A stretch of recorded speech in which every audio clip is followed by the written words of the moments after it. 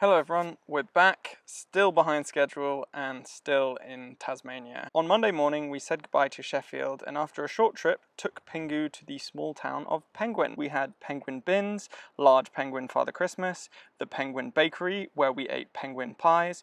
I'm kidding of course, the penguins here are much too sacred. Holly did find a little penguin library book swap, sadly hadn't finished her book. After our pastries we head down the beach from Penguin to enjoy some coffees while Holly spent the time trying to speed read her book before the next book swap. Next up along the coast was the picturesque town of Fisherman's Bay, where after a few sandwiches we took off on a walk to the closest headland.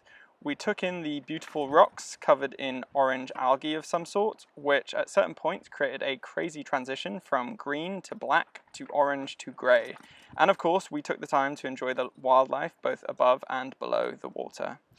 And did come across a UAM or unidentified Australian mammal on the walk back to the car, so if anyone has any answers, do send them our way in the comments below. Next was a drive and a short walk out to North Cave, which had been used as a gathering place for tens of thousands of years by the First Nation tribes of the area. After this, we took a short trip to a local bush camping spot, which did require a water crossing of sorts. Although little more than a stream, the black water did still warrant a look, just to be on the safe side. So shortly after that, Pingu did embark on his first swim, which he took like a champ. And of course, I got out all the camera equipment to make it as dramatic as possible. But in all honesty, it was probably at max shin deep, but really fun nonetheless. Once across, we did arrive at a lovely isolated clearing in the woods with streams all the way around. Now, unwarranted by anything other than the fact that there was a stream, I took off at dusk to go platypus hunting, and although not too confident at first, I was actually able to spot one, much to my surprise, which we even managed to get a somewhat decent shot of, which is even more amazing. As sunset rolled in, we caught a couple more UAMs coming to drink before calling it a night, buzzing from what was quite frankly an incredible first day on Australia's southern island. The next morning we made the treacherous water crossing, this time onto our next destination, Dip Falls. There was just a short section of steps down to the viewing platform to the lower section of the waterfall. This was without a doubt our favourite waterfall so far, with hexagonal basalt rocks, much like the Giant's Causeway in Ireland. We stopped at both viewing platforms to see the two-tiered waterfall from all angles, and admired the tannin-tinged water, giving it a darker colour, which also reminded us of Guinness. Next stop was Stanley, a sweet little town, and where we spotted a book exchange, so I made use of this. Next we climbed the Nut, which is the remains of an ancient volcanic plug. This has a steep incline, which can be skipped via their chairlift. However, we chose the active option and enjoyed the harbour views and sparkling water at the top. We worked up an appetite, so headed to the beach for lunch and a bit of reading. That evening we camped at Tall Timbers RV Camp in Smithton. We set up near the stream with ducks and ducklings passing by and enjoyed another beautiful sunset.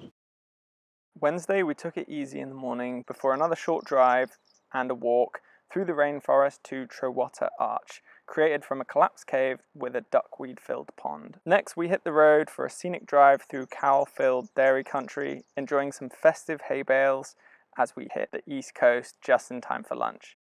In the afternoon, the sun came out and we got paid a visit from the ever common but impossible to film blue wrens, before enjoying late afternoon strolls on the beach, taking time to soak in all the beach life around us. Our camp was also inspected by the little queen of West Point, not too dissimilar from a certain Northern Hemisphere basset, I know, before ending the day with a dinner by the beach and a couple more UAMs hopping around the camp as darkness drew in. After a very windy night, we head out on a blustery walk to view Tasmania's most westerly point, which did result in a little too close for comfort encounter with a juvenile copperhead scurrying between our feet on the return journey to the car. Next, we head off to the edge of the world, but right on cue, the heavens burst. With no sign of the forecast improving, we decided to make the most of the day on the road, taking the Western Expressway through the mountains in the rain all the way down the west coast. And it really did just rain and rain and rain and rain. Until we arrived at Philosopher's Falls, which took us on a walk through the rainforest where it had ironically stopped raining, and we followed a path on these rather impressive water races that had been dug by hand to bring water to the mining towns down the valley. Shortly after, we arrived at Philosopher's Falls, before rushing back to the car just in time for the rain to start again as we head to Cradle Mountain, which to our surprise is where we met our first wombat of the trip. Completely unfazed and very fluffy, we enjoyed his company for a while before heading into the info center, where we were advised that perhaps climbing in 2 days' time, when the weather had somewhat improved, would give us better views. Preparing for a night of heavy rain, we head down to a local free camp where we camped up quickly, cooked dinner, and largely stayed indoors. We were, however, reminded that, as the saying goes, that after rain there is a rainbow, and did get treated to a massive double rainbow. Unfortunately, the saying does not say that rainbows are indicative of the rain actually ending forever, so lo and behold, what followed was a terribly windy and rainy night of little sleep. The tent was quite wet after the wet and windy night, so we stopped off at the first sign of sun to air it and enjoyed the view. Then got fuel, topped up our water, and then headed to the Maricopa cave tour. We learned how stalactites on the ceiling form stalagmites on the floor, and then it becomes a column when the two meet somewhere in the middle.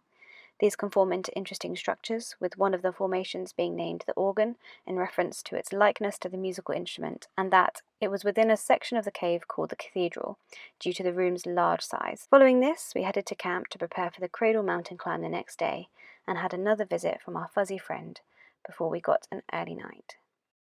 According to plan, we woke up early and by 7 a.m. we were out on the road heading up Cradle Mountain, with only 8 spaces up for grabs at the top. Not only did we get a space, we were the first people up there. Giving ourselves a moment to breathe, we settled into the morning routine, making coffee and breakfast under hungry eyes, and before the first of the shuttle buses could disembark, we set off on our 6-hour hike for what promised to be a sunny-ish day. Straight off the bat, this walk was incredible. We started around Dove Lake, making our way to the very picturesque boathouse, which has a lovely backdrop of the Cradle Mountain. Now might be a good time to mention that with 6 hours of hiking leads to lots of walking footage. Now we have done our best to cut down the entire walk, but please be ready for a lot of views and scenery. As we got higher, we passed various meltwater lakes, but with Holly powering up the mountain and the laden pack horse somewhat close behind, we made it to the ridge faced with the sheer wall of rock that formed the route to the summit.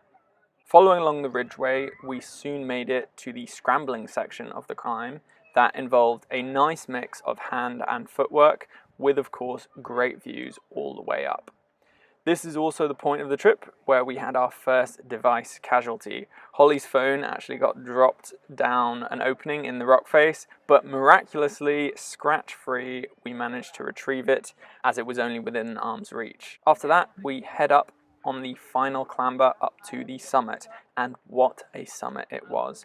After 2 days of rain and drizzle, it was actually amazing just how clear the views were, and of course we took the time to congratulate ourselves, as well as sit down for a nice picnic lunch, which had been in the bag that I had lugged all the way up to the top.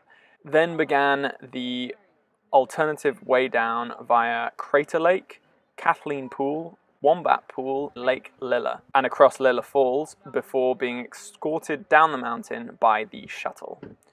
I would like to say the day ended there, but as it was only about 2:30, we decided to continue the drive south to the Great Ocean Beach, where we enjoyed an evening beach drive without wanting to get bogged on the soft sand or be stuck there after dark. I let out some air from the tires and gave the engine possibly a bit too much beans, with all the contents of the car rearranged, but hey, we were off the beach. Finally, we decided to end the day at Macquarie Head's Pine Forest after an absolutely mammoth day. We woke up with a small forest to ourselves and then made our way to Queenstown to do a quick shop, where we noticed a house that looked like the house from Lilo and Stitch. Along the drive to the next spot, we saw a walkway along a mountain, so stopped and did the short but windy walk to see Horsetail Falls. Across the way from Ironblow Lookout, which has views of an open cut gold and copper mine with beautiful blue water, which gets its colour due to the higher levels of copper exposure. We drove across more gorgeous landscape and rivers to get to the Frenchman's Cap Walk. We did a small section of this walk due to the weather, but if you couldn't tell, we did enjoy the suspension bridge. Despite its stable instability, it took us across the Franklin River which is another dark river which appears to be a common feature across Tasmania. I was more cautious with my crossing, however Oscar didn't hold back. He had fun acting out the rickety bridge scene from Shrek. We quickly stopped by Lake St Clair information and then went to camp.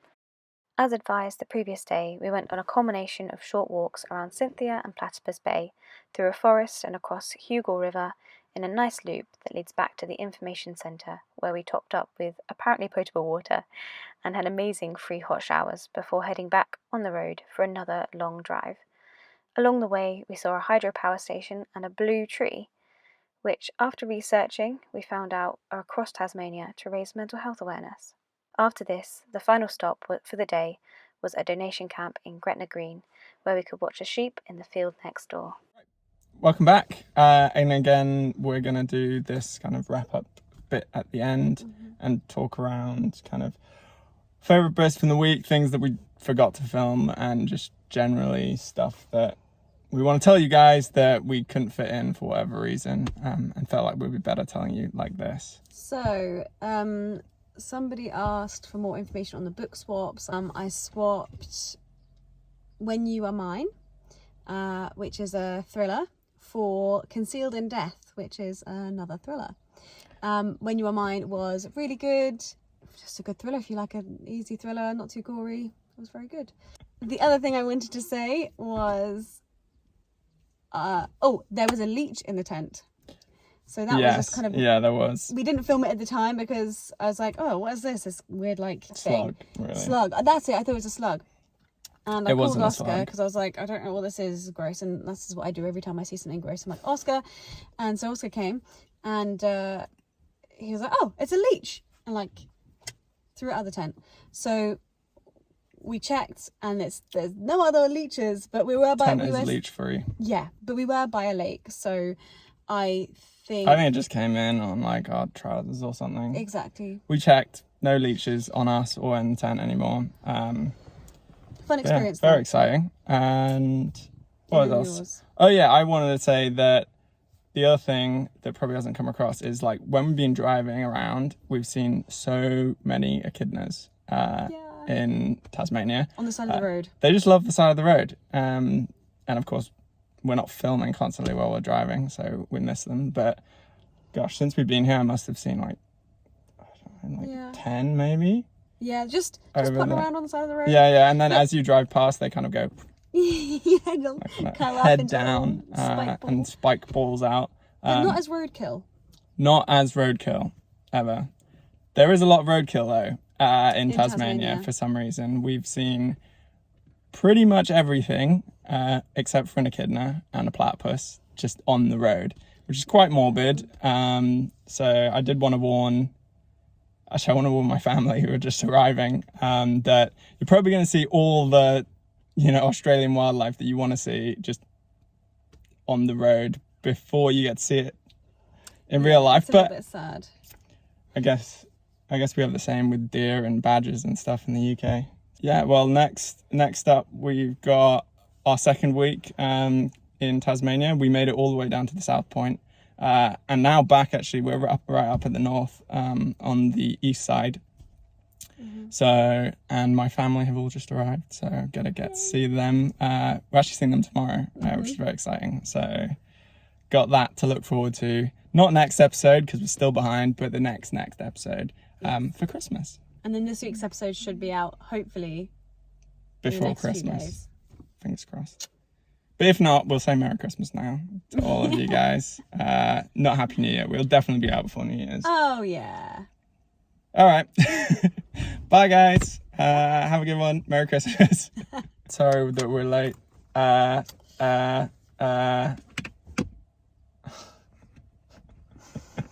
say a lot. Let's start that again. It's another one for the outtakes. Yeah, it was like the whole ferry journey, right?